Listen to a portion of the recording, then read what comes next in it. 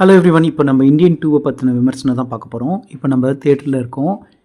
PVR Bengaluru, Phoenix Market City. Indian 2 இந்த படத்தை பற்றி சொல்லுங்கள்.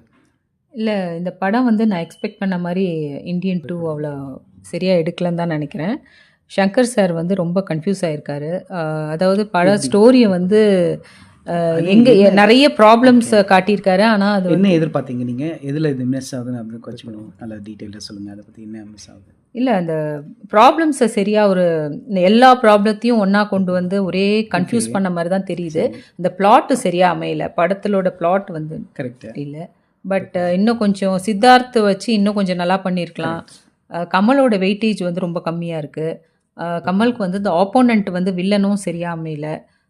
டோட்டலாக பார்த்தீங்கன்னா அந்த அளவுக்கு நல்லா இல்லை. ஒரு பெரிய ஒரு கதை வந்து ஸ்டோரி டெல்லிங் நல்லா இல்லை. ஆமாம், ஒரு அழுத்தமான ஒரு கதை இல்லை, திரைக்கதை இல்லை.